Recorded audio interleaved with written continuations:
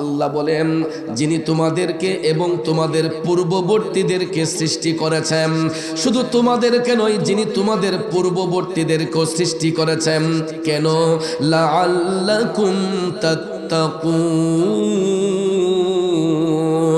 যাতে তোমরা আল্লাহর ভয় অন্তরে সঞ্চার করতে পারো, ক্ষুধা ভীতি অর্জন করতে পারো। ও বন্ধু, এইটা হলো আয়াতে পাকের সরল তর্জমা। এই আয়াতে পাকের তাফসির করতে যাইয়া জগৎ বিখ্যাত তাফসির রুহুল বয়ান এটাই প্রমাণ করেছে যে পৃথিবীর মধ্যে সর্বোত্তম জাতি হলো মানব জাতি।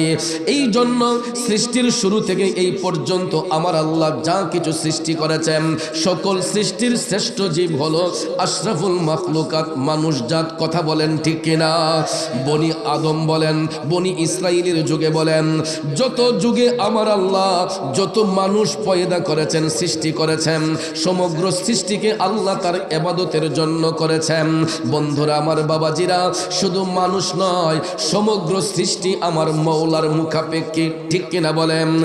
আমরা যেমন আল্লাহর তাসবিহ আদায় করি, গাছ বৃক্ষ তরুলতা পশু পাখিও আমার আল্লাহর তাসবিহ আদায় করে, কিন্তু আমরা হয়তো পশু পাখির ভাষা বুঝি না, গাছের ভাষা বুঝি না, মাছের ভাষা বুঝি না, কিন্তু গাছের পাতায় পাতায় আমার আল্লাহর জিকির হয়। কথা বলেন ঠিক কিনা?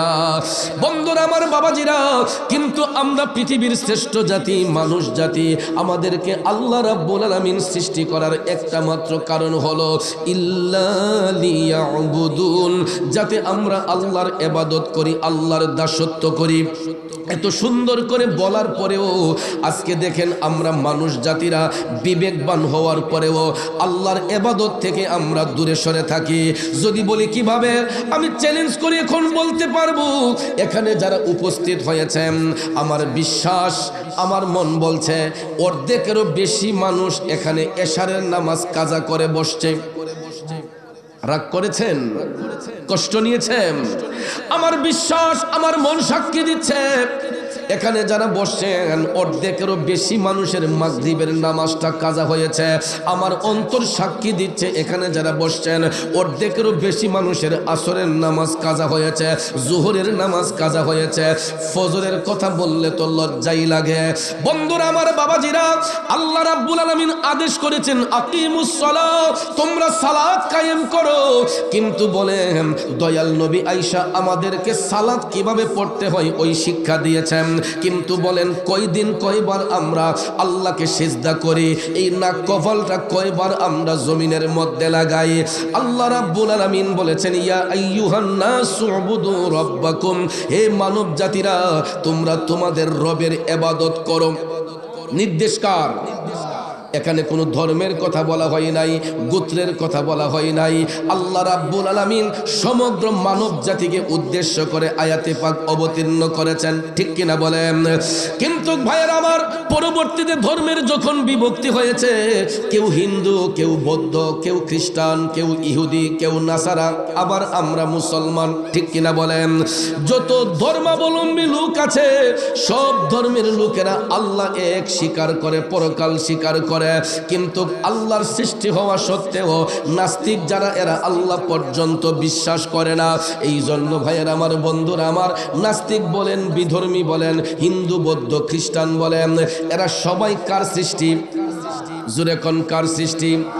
এই জন্য আমাদেরকে আল্লাহ রাব্বুল আলামিন বারবার সুযোগ করে দিয়েছেন, কিন্তু আমাদের বিবেক সেটা গ্রহণ করে না। দেখেন আমার আল্লাহ রাব্বুল আলামিন মানুষ সৃষ্টি করার পরে আমাদেরকে বিবেক দিয়েছেন, বুদ্ধি দিয়েছেন, দুইটা দিক নির্ধারণ করে দিয়েছেন। একটা হলো সত্যের পথ, আরেকটা হলো মিথ্যার পথ। ঠিক না বিঠিক? একটা হালাল পথ আর একটা হারাম পথ, এই দুইটা দিকও আল্লাহ নির্ণয় করে দিয়েছেন। আবার আমরা যে গুনাহ করব, অপরাধ করব, যেই কারণে আল্লাহ রাব্বুল আলামিনের 99টি সিফতি নামের মধ্যে 3টা গুণবাচক নাম আছে। একটা নাম হলো গাফফার, আরেকটা নাম হলো রহমান, আরেকটা নাম হলো রাহিম। কথা বলেন ঠিক কিনা? বাবাজিরা আমার, গাফফার শব্দের অর্থ হলো ক্ষমাকারী, রহমান শব্দের অর্থ হচ্ছে দয়াকারী, রাহিম শব্দের অর্থ হচ্ছে দয়াকারী। ঠিক না বিঠিক?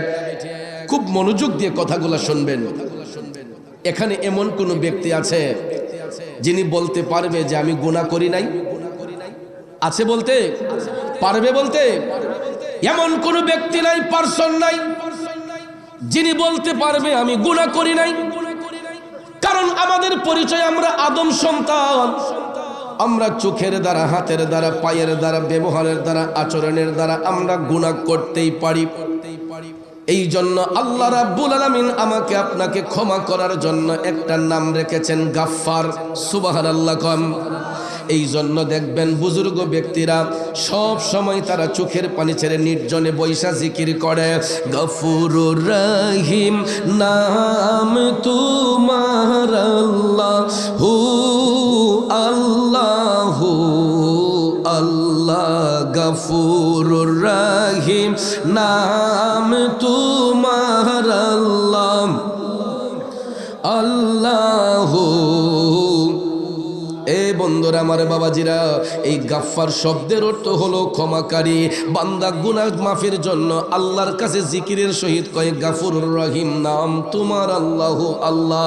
ওগো মাবুদ, তোমার গাফফার নামের গুণে আমারে ক্ষমা করো। আমার আল্লাহ বান্দার চোখের পানি সহ্য করে না। এই জন্য যখন গাফফার নামের ওসিলা ধরে কোনো ব্যক্তি চোখের পানি ছেড়ে আমার মওলার দরবারে কান্দে, আমার আল্লাহর মায়া হয়ে যায়, দয়া হয়ে যায়। তখন আল্লাহ রাব্বুল আলামিন ওই নামের গুণে বান্দারে ক্ষমা করে দেয়।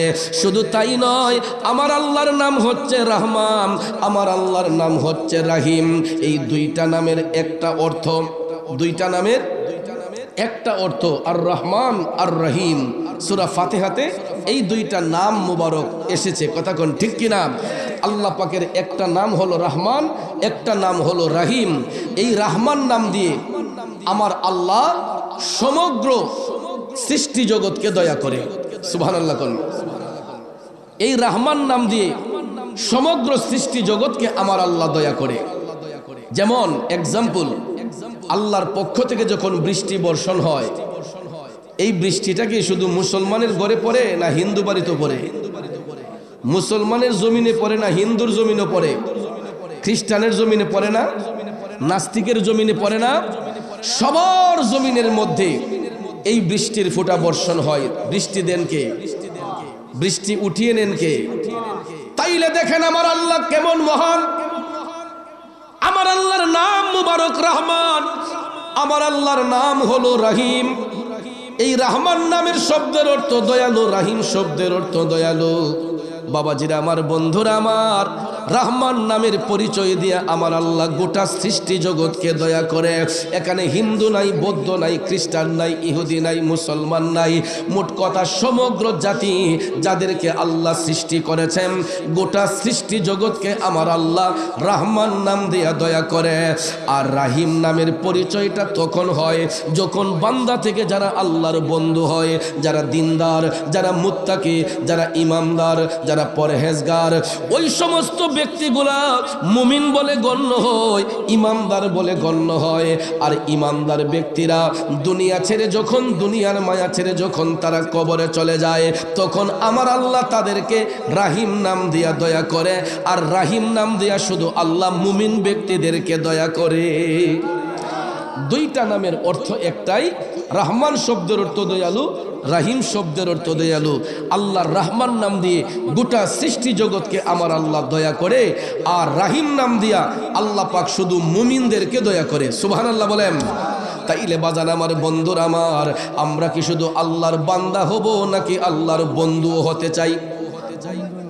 সুদের ব্যবসা করে, ঘুষের ব্যবসা করে, চিটারি বাটপারি করে, এ উত্তর দাররার বাবাজিরা, সুদের ব্যবসা করে আল্লাহর ওলি হওয়া যাবে না, ঘুষের ব্যবসা করে আল্লাহর ওলি হওয়া যাবে না, চিটারি বাটপারি করে আল্লাহর ওলি হওয়া যাবে না, অন্যের হক নষ্ট করে আল্লাহর ওলি হওয়া যাবে না। নাকি যাবে?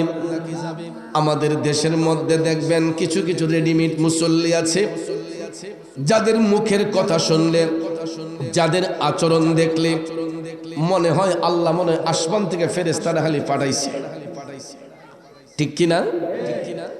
এই দেশে কিছু কিছু মানুষের লেবাস দেখলে, পোশাক দেখলে, সুরত দেখলে মনে হবে যে আল্লাহ মনে হয় ফেরেশতারা খালি এই মাত্র পাঠাইছে, নিষ্পাপ। কিন্তু ভাইয়ের আমার, রূপের পাগল না হইয়া গুণের পাগল হতে হবে।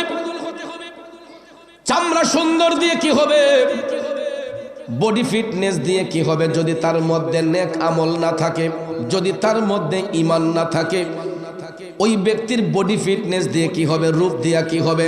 কারণ যেই রূপের বাহাদুরি আমরা করতেছি, বলুন এই রূপ গঠন করেছেন কে?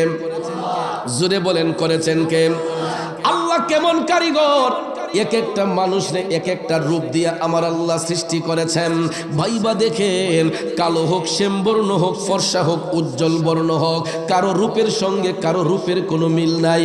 যাকে আমার আল্লাহ যেই রূপ দিয়ে বানিয়েছে, এটা একমাত্র তার জন্যই প্রযোজ্য।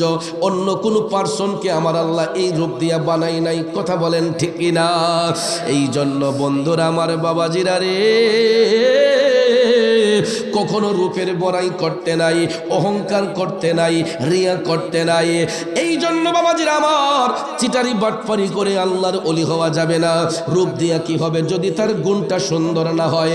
আমাদের দেশে দেখবেন কিছু কিছু লোক দেখানো ইবাদতকারী আছে, এরা মানুষদেরকে দেখাইবার জন্য নামাজ পড়ে, মানুষদেরকে দেখাইবার জন্য বন্দেগী করে, আর নিজ দিয়া গিয়া দেখবেন তোর তাজা সুদের ব্যবসা করে, টেন্ডারবাজি করে। আছে না নাই? উপর দেখলে মনে হয় আসমানের ফেরেশতা, আর নিচ দিয়া গেলে দেখা যায় ওই ব্যক্তি টাটকা সুদ ঘুষের ব্যবসা করতেছে। ভাইয়ের আমার, আমার রাসূল পৃথিবীতে আসার পরে সুদকে হারাম করেছেন, করজায়ে হাসানাকে উত্তম করেছেন। ঠিক না ঠিক? ইসলাম সুদ ঘুষকে হারাম করেছে, করজায়ে হাসানাকে উত্তম রূপে জায়েজ করেছে। কথা কোন ঠিক কিনা? কিন্তু বলেন, এই সমাজের মধ্যে কয়জন মানুষ করজায়ে হাসানা দেয়? যদি আমরা কেউ কাছে গিয়ে বলি যে ভাই আমি একটু বিপদগ্রস্ত হয়েছি, আমাকে করজায়ে হাসানা 10,000 টাকা দেন, 20,000 টাকা দেন, এমন ভাবে ঠুট মুখ শুকিয়ে বলবে যে ভাই বিষ খাওয়ার পয়সাটাও নাই। ঠিক কিনা? করজায়ে হাসানা স্বরূপ 10,000 20,000 টাকা ধার চেয়েছেন যে ভাই আমি 15 দিন পরে দিয়ে দেব, 1 মাস পরে দিয়ে দেব। এমন সময় দেখবেন ঠুট মুখ শুকিয়ে কিছু কিছু মানুষ বলে ভাই আমার কাছে বিষ খাওয়ার পয়সাটাও নাই। এমন খালি কোনো সময় না। ঠিক নেই? যদি কোনো ব্যক্তি গিয়ে বলে ভাই বিপদে পড়ে গেছি, আপনার ভাইস্তাকে বিদেশে পাঠাবো, আপনার ভাগিনারে বিদেশে পাঠাবো, আমার ছেলেটাকে বিদেশে পাঠাবো, 50,000 টাকা দেওয়া যাবে নি পত্তনের উপরে, লাভের উপরে, পত্তনের উপরে। তখন কই 50 আমি দেই না, নিলে একবারে বরাবর। ঠিক না বেঠিক? করজায়ে হাসানা চাইলে টাকা হয় না, লাভের উপর টাকা চাইলে লাভের অভাব হয় না, লাভের উপর টাকা চাইলে টাকার অভাব হয় না। এ নবীর প্রেমিকেরা, আল্লাহ তাআলা মাঝে মধ্যে আমাদের খাসিয়ত দেখে নারাজ হইয়া যায়। ভূমিকম্প কিন্তু এমনিতে আসে না বাজান। মানুষ যখন পাপ করতে করতে সীমা লঙ্ঘন করে ফেলে, তখনই দেখবেন আমার আল্লাহ পাক রব্বুল আলামিন নারাজ হইয়া আমাকে আপনাকে টর্নেডো দিয়া, ভূমিকম্প দিয়া রেড সিগন্যাল দেন। ঠিক কিনা বলেন? গত 2 সপ্তাহ আগেও, 2-3 সপ্তাহ হয়ে গেছে, রাজধানী ঢাকায় একদম অনেক বিল্ডিং বাঁকা হয়ে গেছে। কথা কোন ঠিক কিনা?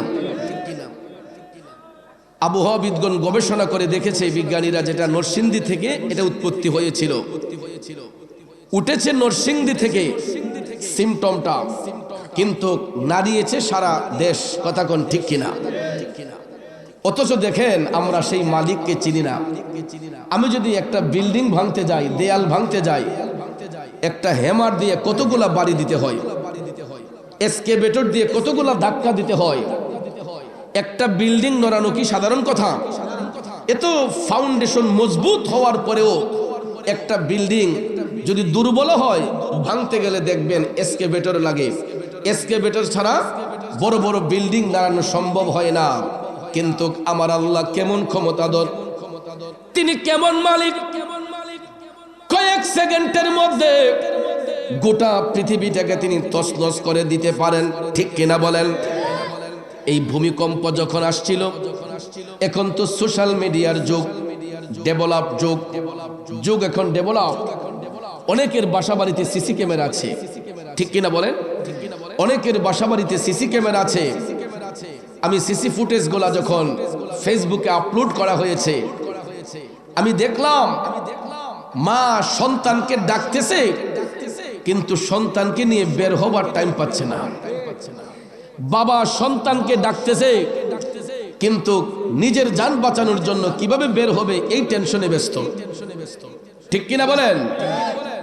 ও মনরে মরণ কথা কর স্মরণ, স্ত্রী পুত্র কেউ নয় আপন, ধনরত্ন সবিও কারণ মনরে। ও ভাই তুই মরিলে সঙ্গের সাথী হইবে না একজন, সেগেন কইরে পাগল মন, একবার ভাবলে না রে তোর হইব রে মরণ।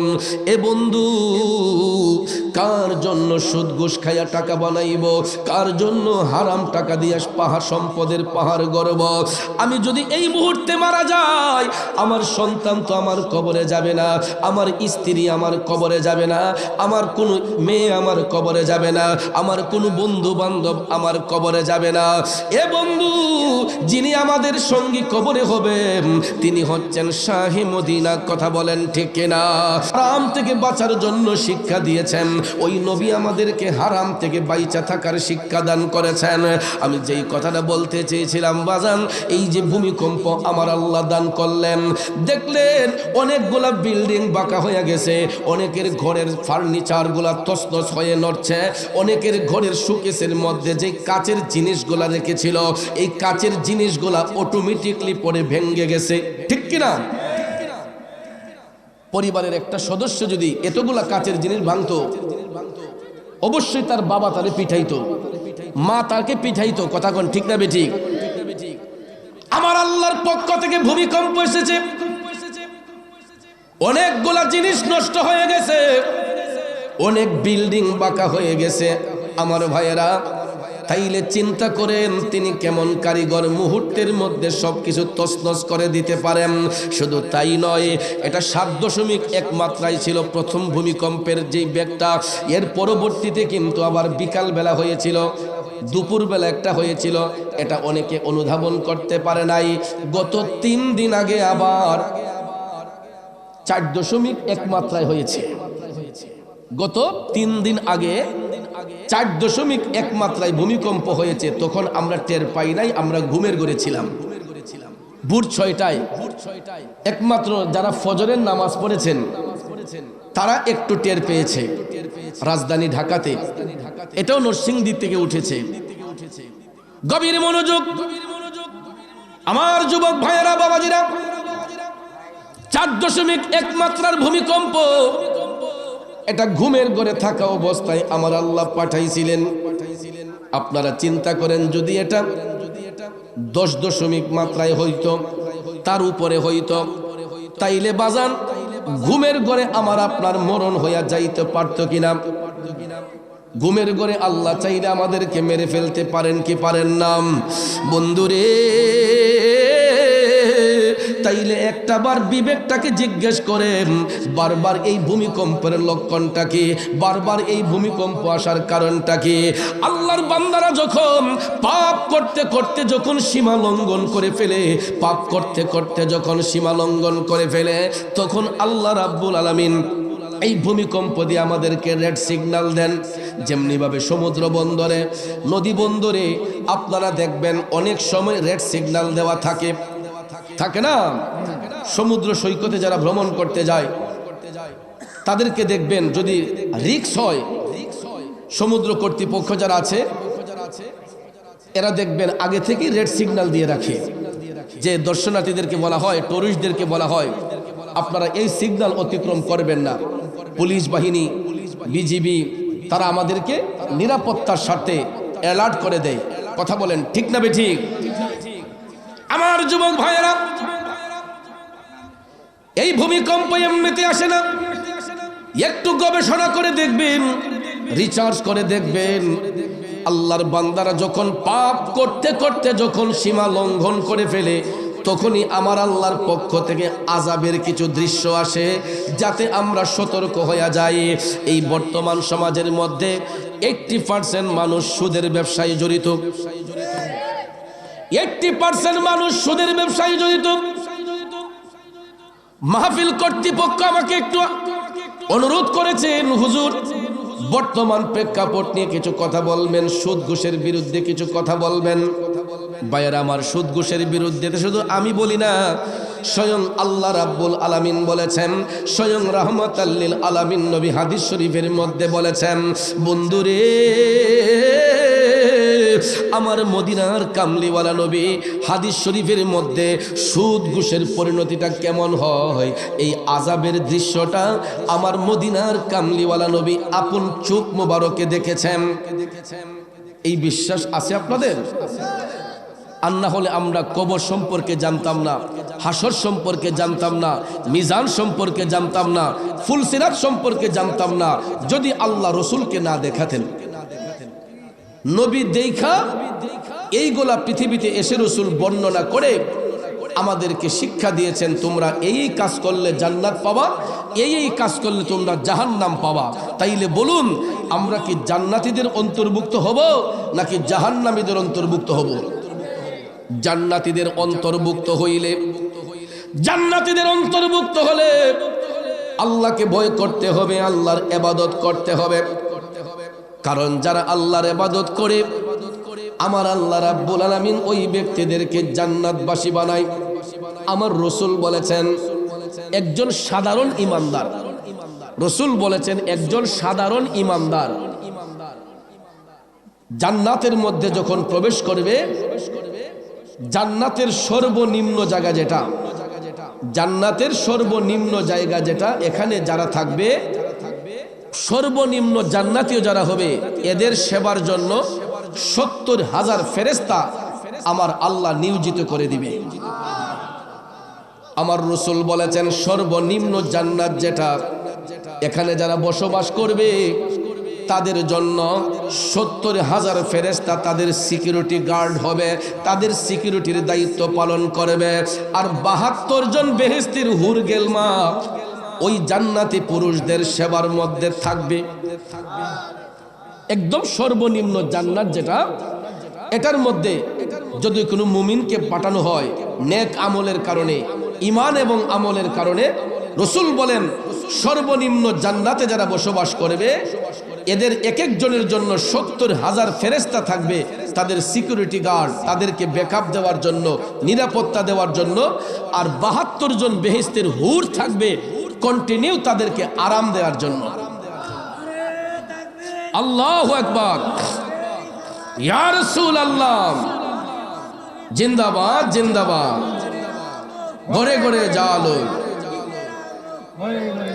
ঈমানের পথে অবিচল থেকে আমার মরণ যেন হয়, ঈমানের পথে অবিচল থেকে আমার মরণ যেন হয়। ঠিক কিনা বলেন এ বন্ধু?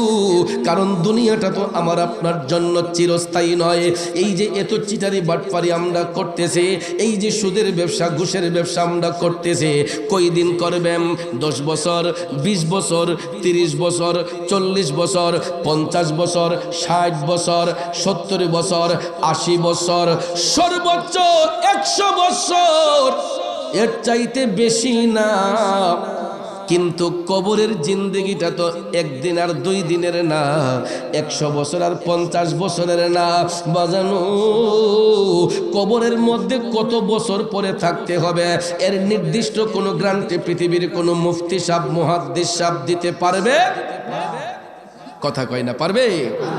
তাইলে একটাবার ভাবেন না, আজ থেকে 200 বছর আগে যারা দুনিয়া থেকে বিদায় হয়েছেন, আজ থেকে 200 বছর আগে যারা দুনিয়া থেকে বিদায় হয়েছেন, তাদের দুনিয়ার জিন্দেগির চাইতে কবরের জিন্দেগি বেশি হয়ে গেছে। কথা বলেন, দুনিয়ার জিন্দেগির চাইতে কবরের জিন্দেগি বেশি হয়ে গেছে। তাইলে বাজান, এই দুনিয়া আসল না আখেরাত আসল? দুনিয়াটা ক্ষণস্থায়ী, আর আখেরাতটা কতদিন থাকতে হবে, আখেরাতের জিন্দেগি কতদিন কাটাইতে হবে একমাত্র আল্লাহু আ'লামু, আল্লাহ তাআলাই ভালো জানে। কথা বলেন ঠিক কিনা? আখেরাতের মধ্যে কতদিন থাকতে হবে, কত বছর থাকতে হবে, এই গ্যারান্টি একমাত্র আল্লাহ তাআলাই দিতে পারেন এবং আল্লাহর নবী ভালো জানেন। কথা বলেন ঠিক কিনা?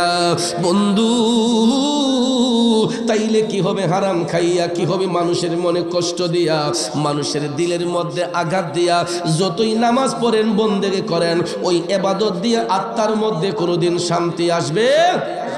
এই জন্য কবি বলেছেন, মন ভাঙ্গে না মসজিদই ভাঙ্গে, ভাঙ্গে আল্লাহর কাবা ঘর, ভাঙ্গে আমার আল্লাহর ঘর, মন মন্দিরে আল্লাহর বাড়ি, ব্যথা দিস না তার ভিতর। ঠিক কিনা কম? আরে মন ভাঙ্গে না মসজিদই ভাঙ্গে, ভাঙ্গে আল্লাহর কাবা ঘর, ভাঙ্গে আমার আল্লাহর ঘর, মন মন্দিরে আল্লাহর বাড়ি, ব্যথা দিস না তার ভিতর। এ বন্ধু, মানুষের দিলের মধ্যে আঘাত দিয়া নামাজ পড়েন, রোজা রাখেন, বন্দেগি করেন, তাসবিহ জপেন, সব কিছু বরবাদ হয়ে যাবে যদি বান্দার মনে কষ্ট দেয়, বান্দা যদি বান্দার হক নষ্ট করে, যতক্ষণ ওই বান্দা ক্ষমা না দিবে, আমার আল্লাহও তারে ক্ষমা দিবে না। কথা বলেন ঠিক কিনা? আমার মদিনার কামলিওয়ালা নবী, মায়ার নবী, দয়ার নবী বলেছেন, সর্বনিম্ন জান্নাতি যারা হবে, এদের সেবার জন্য 70,000 নূরের ফেরেশতা থাকবে এবং 72 জন বেহেশতের হুরগেলমা কন্টিনিউ তাদেরকে আরাম দেওয়ার জন্য, সেবা করার জন্য নিয়োজিত থাকবে। এই বলে আমার নবী সর্বনিম্ন জান্নাতের বর্ণনা দিয়েছেন। এখন জান্নাতুল ফেরদাউসের বর্ণনা করলে অনেক সময় চলে যাবে। আসুন আমরা অন্য দিকে যাই, জাহান্নামের আলোচনার দিকে যাই। আমার রাসূল জান্নাত দেখার আগেও জাহান্নাম দেখতে ইচ্ছে পোষণ করেছিলেন। আগে প্রথম আসমানে গিয়ে আল্লাহ যখন অনুমতি দিলেন নবীকে দেখানোর জন্য, জান্নাত জাহান্নামকে সুসজ্জিত করে রাখলেন, রাসূল বললেন, জিবরাইল, আমি জান্নাত পরে দেখব, আগে জাহান্নাম দেখতে চাই, আগে আমি জাহান্নাম দেখতে চাই। কারণ জান্নাতে তো অবশ্যই ভালো জায়গা, সেখানে মানুষ ভালোভাবেই থাকবে। রাসূল বললেন, জিবরাইল, আমি আগে জাহান্নাম দেখতে চাই। জিবরাইল আলাইহিস সালাম বললেন, নবী গো, এটা আপনার ইখতিয়ার, আল্লাহ রাব্বুল আলামিন দুইটাকেই আপনার জন্য সুসজ্জিত করে রেখেছেন। জিবরাইল আলাইহিস সালাম নবীজির খাদেমের দায়িত্ব পালন করেন। আমার মদিনার কামলিওয়ালা নবী, মায়ার নবী, দয়ার নবীজি জাহান্নামের দরজা দিয়ে প্রবেশ করলেন। ফেরেশতারা আমার রাসূলকে অভ্যর্থনা জানানোর পরে জাহান্নামের গেট দিয়ে আমার নবী প্রবেশ করেই দেখতেছেন দুর্গন্ধ পাওয়া যাচ্ছে। নবীজির নাক মুবারকের মধ্যে দুর্গন্ধ আসতেছে। হঠাৎ করে আমার রাসূল সামনের দিকে তাকাইয়া হঠাৎ করে দয়াল নবী দেখতেছেন কিছু কিছু লোক দেখা যাচ্ছে যাদের পেট গোলা অনেক উঁচা উঁচা, পেটের চামড়া গুলা খুবই পাতলা, সাপ বিচ্ছু গুলা তাদের পেটের মধ্যে দৌড়াদৌড়ি করতেছে। নাউজুবিল্লাহ বলতেন না? পিছনের বাইরা আরো জোরে এখন না, নাউজুবিল্লাহ। আল হাক্কু মুররুন, সত্য কথা তিতা লাগে, কিন্তু সত্যটা গ্রহণ করবেন আমার উত্তর দাররার বাবাজিরা। বর্তমানে দেখবেন, আমি ইতিপূর্বে একটা আলোচনায় বলেছিলাম, বড় লোকদের ড্রয়িং রুমের ভিতরে আপনারা দেখবেন কর্নারের মধ্যে অ্যাকোরিয়াম বানিয়ে রাখছে। কারো ঘরে ছোট অ্যাকোরিয়াম, কারো ঘরে বড় অ্যাকোরিয়াম। অ্যাকোরিয়াম কোনটা জানেন? গ্লাস ফিটিং করে দেখবেন হরেক রকমের মাছ এটার ভিতরে ছাইরা দিছে।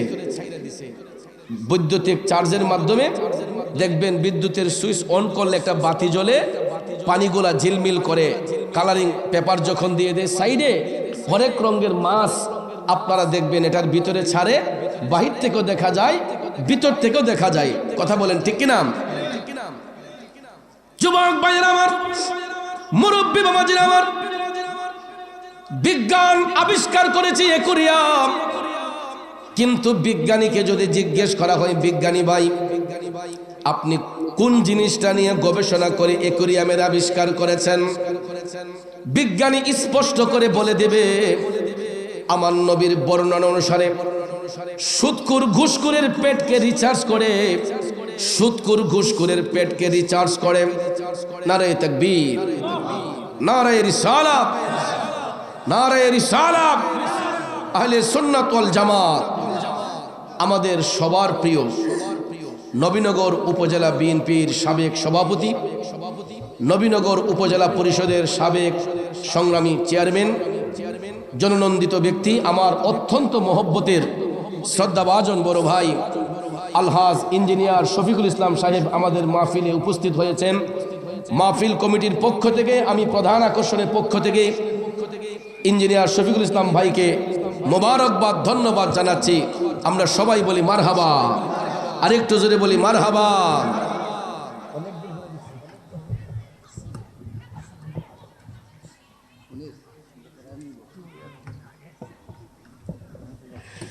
আমরা সবাই বলি মারহাবা। একটু দুরূদ শরীফ পড়েন। আল্লাহুম্মা সাল্লি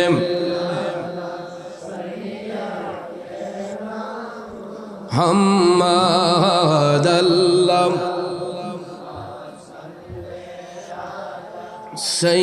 সাইয়্যিদিনা আদনাবিয়ানা মাওলানা মুহাম্মদ দিন থাকিতে করো মনে রে পরকালের ভাবনা, ভাইরে খালি হাতে যাবে চলে, সঙ্গে কিছুই যাবে না। আল্লাহুম্মা সাল্লি, একটু চাইপা বসেন সবাই, পিছনের বাইরা যাতে বসতে পারে। মুহাম্মাদ আল্লাহুম্মা সাল্লি আলা মুহাম্মাদ নবী, চাইপা যান সবাই। মাওলানা আদনাবিয়ানা মাওলানা। আমার যুবক ভাইয়েরা একটু মনোযোগ, লম্বা চড়া কথা বলবো না, আর অল্প কিছু সময়। যেই কথা বলতে চেয়েছিলাম, বিজ্ঞানীকে যদি বলা হয়, ও বিজ্ঞানী ভাই, আপনি যে অ্যাকোয়ারিয়াম আবিষ্কার করেছেন, কি নিয়ে গবেষণা করে? বিজ্ঞানী স্পষ্ট করে বলে দিবে, দয়াল নবীর জবান মোবারকের বাণী হাদিস শরীফ থেকে রিচার্জ করে, সুদখোর ঘুষখোরের পেটকে রিচার্জ করে অ্যাকোয়ারিয়ামের আবিষ্কার করা হয়েছে। কারণ অ্যাকোয়ারিয়ামের ভিতরে মাছ ছেড়ে দিলে গ্লাসের বাহির থেকেও দেখা যায়, ভিতর থেকেও দেখা যায়, ঠিক কিনা বলেন? আমার রসুল জাহান্নাম দর্শনে যখন গেলেন, জাহান্নামে প্রবেশ করে রসুল গিয়ে দেখতেছেন এইরকম কিছু কিছু মানুষ যাদের পেট গোলা উঁচা উঁচা, পেটের চামড়া গোলা খুবই পাতলা, সাপ বিচ্ছুগুলা তাদের পেটে কিলকিল করছে। আমার রসুল টপ টপ করে চোখের পানি ছেড়ে কান্না করছেন। হঠাৎ করে নবীজির চোখের পানি দেখে জিব্রাইল আলাইহিস সালাম ডেকে বলতেছেন, নবী গো, ও গো মায়ার নবীজি, এই লোকগুলা হলো আপনার উম্মতের মধ্যেই একদল লোক, এরা দুনিয়ার মধ্যে হারাম খাইতো ইয়া রাসূলুল্লাহ, এরা দুনিয়ার মধ্যে সুদ খাইতো, ঘুষ খাইতো। নবী গো, এরা পরের সম্পদ আত্মসাৎ করত, এরা এতিমের সম্পদ লঙ্ঘন করত, এরা এতিমদেরকে ঠকাইতো। এই জন্য নবী গো, আমার আল্লাহ তাদের উপর নারাজ হইয়া এই হারাম সম্পদগুলা সাপ বিচ্ছুতে পরিণত কইরা তাদের পেটটারে ফুটবলের মতো বানাইয়া দিছে, উঁচা বানাইয়া দিছে, আর পেটের চামড়াগুলা পাতলা করে দিছে, যাতে সবাই দেখতে পারে ওই জাহান্নামী ব্যক্তিগুলা দুনিয়াতে সুদ খাইছে, ঘুষ খাইছে, আর ওই হারাম সম্পদগুলা পেটে গিয়া সাপ বিচ্ছুতে পরিণত হয়েছে। জিব্রাইল আলাইহিস সালাম ডাক দিয়া কই, নবী গো, ইয়া রাসূলুল্লাহ, সুদখোর ঘুষখোরের পেটের মধ্যে যেই সাপগুলা কামড়াইতেছে, এরকম একটা সাপ যদি দুনিয়াতে বের হইয়া একটু কালো শ্বাস দিত, কি দিত? তার বিষটা যদি একটু প্রয়োগ করত, তার একটু কালো শ্বাসে গোটা পৃথিবী অন্ধকার হয়ে যেত। চিল্লাইয়া বলেন নাউজুবিল্লাহ। বাবাজিরা আমার, তাহলে বলুন এটা কি আমরা খাইব না ছাড়ব? খাইব না ছাড়ব? কিন্তু আপনারা দেখবেন এরা নামাজ পড়ে একটু বেশি, যারা তোলা দেখায় এরা দেখবেন ইহানো দাগ একটা, ইহানো একটা, ইহানো একটা, মোটামুটি অটো রিক্সা হয়ে জায়গা। কথা কোন ঠিক কিনা? গভীর মনোযোগ। যারা হারাম ব্যবসা করে, যারা সুদ ঘুষের ব্যবসা করে, ওই ব্যক্তিগুলা কবরের মধ্যে এরা জাহান্নামের তলদেশে তাদের স্থান হবে। রাসূল বলেছেন এরা যখন দুজখে যাবে, দুজখের সবচাইতে নিম্নতম স্থান, যারা সুদ ব্যবসা করে, ঘুষের ব্যবসা করে, মানুষের দিলে যারা আঘাত দেয়, দুজখের সবচাইতে নিচু জায়গা। এটা কতটুকু গভীর এই সম্পর্কে রাসূল বলেছেন যে দুজখের প্রথম স্টেপ থেকে একটা পাথর যদি নিচে ছাড়া হয়, ৭০,০০০ বছর যাবার পরে যতটুক নিচে যাবে, ৭০,০০০ বছরের রাস্তা যতটুক নিচে যাবে, এটা হচ্ছে দুজখের তলদেশ। নাউজুবিল্লাহ বলেন, কয় সুবহানাল্লাহ বলে। জাহান্নামের তলদেশ। দুজখ থেকে যখন একটা পাথর নিচের দিকে ছাড়া হবে, রাসূল বলেছেন ৭০,০০০ বছর যাওয়ার পরে যতটুক রাস্তা হবে, এতটুক গভীরতা হবে দুজখের সবচাইতে নিচু জায়গা। আর ওই জায়গার মধ্যে সুদকুর, ঘুষখোর, যারা হারাম ব্যবসা করে, যারা মানুষের সাথে প্রতারণা করে, ভাইয়ারা আমার, বন্ধুরা আমার, ওই ব্যক্তিগুলাকে সেই জায়গার মধ্যে রেখে আমার আল্লাহ তাদেরকে জাহান্নামের আগুন দিয়ে জ্বালাবে।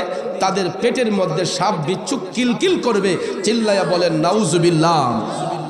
বন্ধুরা আমার, বাবাজিরা, তাইলে ইবাদত শুধু করলেই হবে না, নামাজ শুধু পড়লেই হবে না। আমার আল্লাহ তাআলা বলেছেন ইন্নাস সালাতা তানহা আনিল ফাহশাই ওয়াল মুনকার। নামাজ এমন একটা ইবাদত যেই ইবাদতের দ্বারা আল্লাহর বান্দাদেরকে অশ্লীল কাজ থেকে, খারাপ কাজ থেকে মুক্ত করে। কিন্তু আমাদের সমাজে অধিকাংশ মানুষ দেখা যায় নামাজ পড়া মিথ্যা কথা বলে, নামাজ পড়া সুদের ব্যবসা করে, নামাজ পড়া ওজনে কম দেয়, নামাজ পড়া আরেকজনের হক নষ্ট করে। আসেনি? এই লোক দেখানো ইবাদতকারীকেও আমার আল্লাহ জাহান্নামের সবচাইতে নিচু জায়গা, এটার নাম হচ্ছে জুব্বুল হুজন। নাম কি? জুব্বুল হুজন। জাহান্নামে এর চাইতে আর কোনো খারাপ জায়গা নাই। জুব্বুল হুজন হচ্ছে জাহান্নামের সবচাইতে নিকৃষ্ট জায়গা। এই জায়গার মধ্যে রাখা হবে যারা লোক দেখানো ইবাদত করে, মানুষকে দেখাবার জন্য, আল্লাহর সন্তুষ্টির জন্য নয়। তাহলে বলুন আমাদের দেশে লোক দেখানো ইবাদতকারী আসেনি? কথা বলেন আসেনি? বন্ধুরা আমার, বাবাজিরা, এই জন্য এই লোক দেখানো ইবাদতকারীরা কোনোদিন আল্লাহর বন্ধু হবে না, বরঞ্চ জাহান্নামী হবে। আর যাদের ইবাদতের মকসুদ হবে আল্লাহকে খুশি করার জন্য, যাদের ইবাদতের মূল উদ্দেশ্য হবে আল্লাহকে রাজি করার জন্য, আমার আল্লাহ ওই বান্দাদেরকে সৎকর্মের কারণে বন্ধুরূপে গ্রহণ করে নিবে। কথা বলেন ঠিক কিনা? কিন্তু আমরা সমাজের মানুষগুলা যাচাই বাছাই না করে দেখবেন এই সমস্ত মুমিন ব্যক্তিদের বিরুদ্ধে আমরা তহমত দেই, তাদের চরিত্র নিয়ে আমরা কথা বলি। আপনারা ইতিমধ্যে দেখেছেন এই স্বাধীন সোনার বাংলাদেশে মানুষ সম্প্রীতি হারিয়ে মানুষের বাক স্বাধীনতা নষ্ট হয়ে গেছে।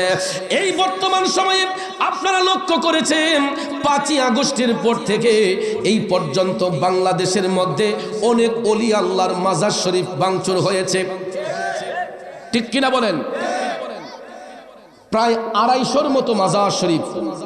এরই মধ্যে উল্লেখযোগ্য 90 থেকে 95টা মাজার শরীফের ইট খোলা হয়েছে, ভাঙ্গা হয়েছে। আপনারা বলেন মাথার মধ্যে লম্বা চুল হয়েছে, লম্বা চুলে উকুন ধরছে, উকুন তাড়ানোর জন্য চুল কাটবো না মাথা কাটবো? চুল কাটবো না মাথা কাইটা নেব? তাইলে মাজার শরীফের মধ্যে যদি কোনো ভণ্ডামি হয়, ওলি আল্লাহর মাজার শরীফের মধ্যে কোনো রকম ভণ্ডামি হলে আমরা এটা প্রতিহত করব, তাদেরকে বুঝাবো। ইসলাম তো মারামারির নাম নয়, কাটাকাটির নাম নয়। ঠিক কিনা বলেন? ইসলাম মারামারির নাম নয়, কাটাকাটির নাম নয়। ইসলাম হচ্ছে শান্তির ধর্ম, ইসলাম হচ্ছে মানবতার ধর্ম। যখন এই দেশ হিন্দু অধ্যুষিত ছিল, এই ভারত উপমহাদেশ যখন হিন্দু অধ্যুষিত ছিল, মুসলমানদের তো তখন কোনো বাক স্বাধীনতা ছিল না। ছিল? ছিল না। আপনারা এখন হয়তো ব্রাহ্মণবাড়িয়া জেলার অধীনে, বাংলাদেশের রাজধানীর ব্রাহ্মণবাড়িয়া জেলার অধীনে, কিন্তু দেশ স্বাধীনের আগে আমরা ছিলাম ত্রিপুরা রাজ্যের অধীনে। ইতিহাস পরে দেখবেন যখন হিন্দুরা এই দেশ শোষণ করত, ঠিক কিনা বলেন? গতকালকে যেখানে প্রোগ্রাম করেছি কাইতলায়, সেখানে একটা জমিদার বাড়ি ছিল। নবীনগরে হয়তো আরো জমিদার বাড়ি হিন্দুদের ছিল না? এই হিন্দু জমিদাররা মুসলমানদেরকে কামলা খাটাইতো, মুনি খাটাইতো। ইতিহাস পরে দেখবেন তাদের বাড়ির সামন দিয়ে কোনো মুসলমান জুতা পাও দিয়ে যেতে পারে নাই। হিন্দু জমিদারদের বাড়ির সামন দিয়ে মাথায় ছাতা ধরে যাওয়া যায় নাই। জুতাগুলা বগলে নিয়ে, ছাতাটা বগলে নিয়ে, মাথাটা নিচু করে তাদের বাড়ির সামন দিয়ে যেতে হতো। মুসলমানদের কোনো বাক স্বাধীনতা ছিল না। কিন্তু এই দেশে আমরা এখন বর্তমানে সংখ্যাগরিষ্ঠ মুসলমান বেশি, 95% মুসলমান বাস করতেছে। এর পিছনে সবচেয়ে বড় অবদান হচ্ছে আল্লাহর ওলিদের, নেককার সালেহীন বান্দাদের। এই উত্তরদাররার বাবাজিরা গভীর মনোযোগ। যারা আল্লাহর ওলি হয় এরা তো সুদ ঘুষের ব্যবসা করে না। যারা আল্লাহর বন্ধু হয় এরা হারাম খায় না, মানুষের কষ্ট দেয় না, মানুষের হক নষ্ট করে না। আল্লাহর ওলিগণ মানবতা বোধ রেখে, শালীনতা দিয়ে, ভদ্রতা দিয়ে, কোরআন সুন্নাহর আলোকে বেদিনের অন্তরে দিনের মহব্বত পয়দা করেছেন, ঠিক কিনা বলেন? বন্ধুরা আমার, বাবাজিরা, আমাদের দেশের মধ্যে দেখবেন কিছু কিছু রেডিমেড মুসল্লি আছে, লোক দেখানো ইবাদতকারী আছে। এরা দেখবেন অহরহ আল্লাহর ওলিদেরকে নিয়ে মন্তব্য করে, আল্লাহর ওলিদেরকে নিয়ে গীবত করেন, আছে না? কয় এরা বলে ওলি আল্লাহ যারা মাজনুন পাগল যারা, কয় এরা বলে নামাজ পড়ে না। আপনি দেখলেন কেমন এরা নামাজ পড়ে না? কিশোরগঞ্জ জেলায় একটা মসজিদ আছে, নাম হলো পাগলা মসজিদ।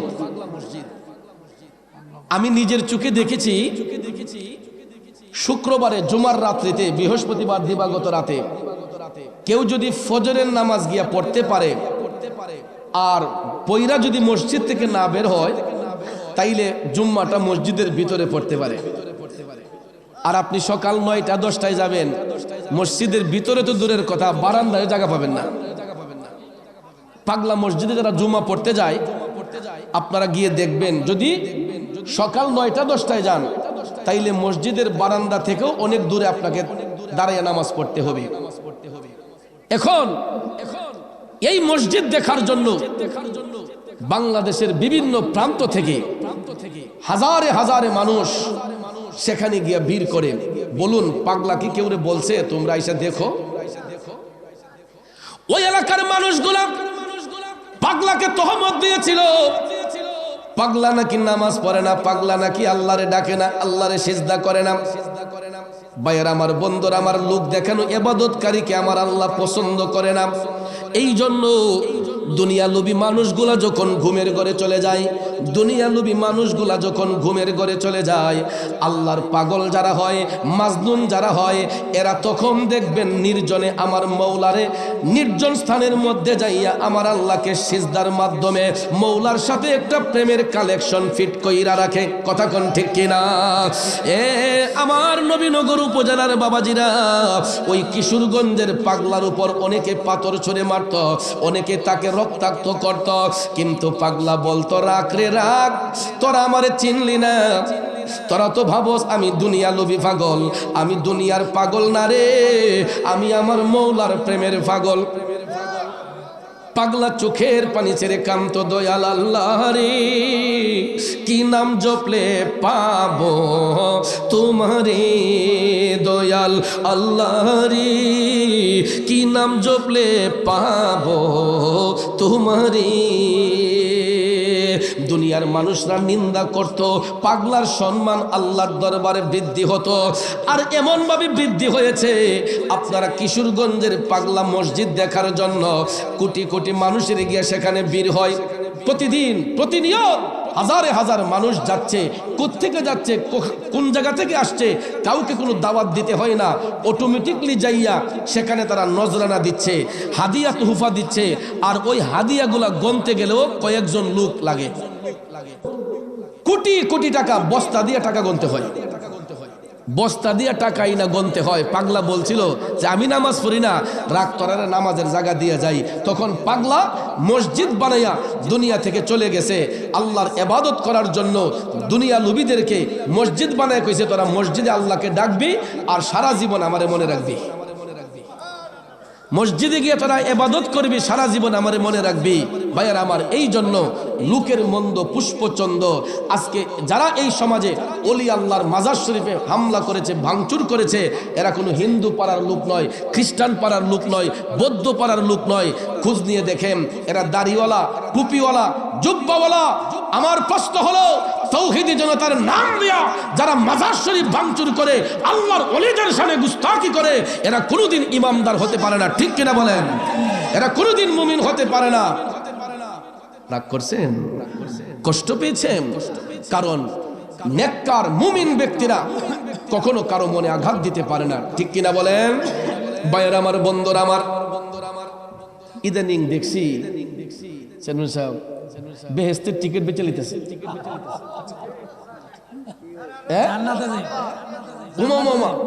মাথার মাঝে টুপি দিয়া, দাড়ি টুপি জুব্বা দিয়া, ওখান দেখতেছি অ্যাডভাইস শুরু হয়েছে, কয় বেহেশতের টিকিট লাগবো কার কার, কেডা কেডা পাইছেন না হাত তুলেন। আচ্ছা বলেন, জান্নাতের মালিক কে? ভাগের দায়িত্ব আল্লাহ কি দুনিয়ার মোল্লারে দিছে না নবীজিরে দিছে? এখন তো দেখা যায় নবীর উপরেও দেখা যায় এরা কথা বলে ফেলে। ঠিক না? ঠিক। জান্নাত বানিয়েছেন আল্লাহ, ভাগের দায়িত্ব আল্লাহ দিয়েছেন রসুলকে। রসুল স্পষ্ট করে বলেছেন আল্লাহুল ইউতি ওয়া আনা কাসিম, আল্লাহ হচ্ছেন দেনেওয়ালা, আমি রসুল হচ্ছি বন্টনওয়ালা। 8টা জান্নাত বানিয়েছেন আল্লাহ, কিন্তু ভাগের দায়িত্ব আল্লাহ দিয়েছেন দয়াল নবীজিকে। এই জন্য রব্বুল আলামিন আয়াতুল কুরসির মধ্যবর্তী অংশে বলেছেন মান যাল্লাযী ইয়াশফাউ ইনদাহু ইল্লা বিইذনি। আল্লাহ বলেন, কে আছো? সেই ব্যক্তি যে আমার অনুমতি ব্যতীত হাসরের ময়দানে আমার কাছে সুপারিশ করবে। এটার তাফসির করতে গিয়ে রুহুল বয়ান প্রমাণ করেছে হাসরের মাঠে আল্লাহ তাআলা সর্বপ্রথম সুপারিশের দায়িত্ব দিবেন রসুলকে। কে জান্নাতি হবে, কে জাহান্নামী হবে, এই সার্টিফিকেট আমার রসুল আমার মৌলার কাছে উত্থাপন করবে। ঠিক কিনা বলেন?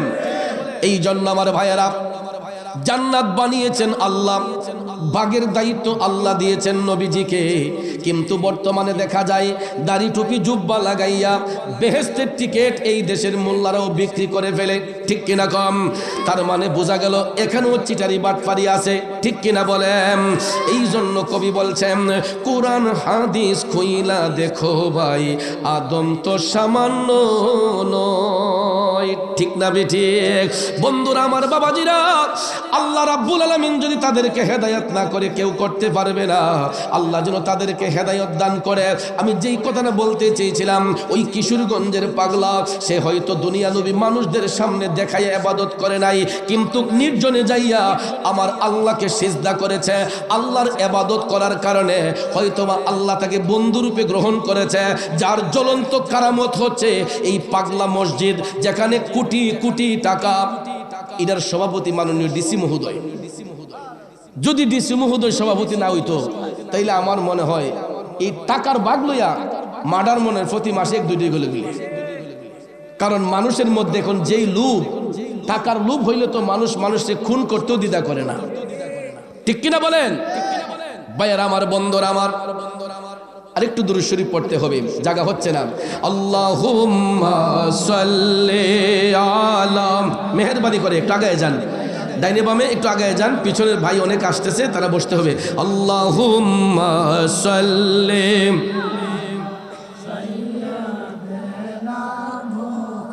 মাহাদিনা বি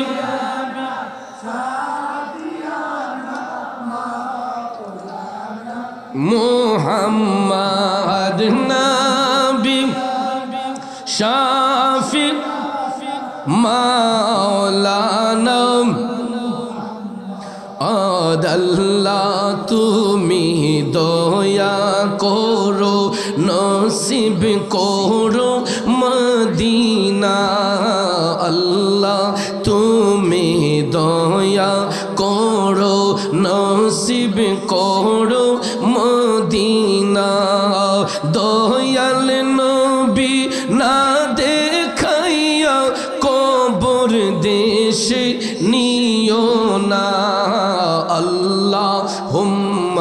وسلم سيدنا محمد نبي ما شاء الله مولانا أدنبي مولانا আমার বাবা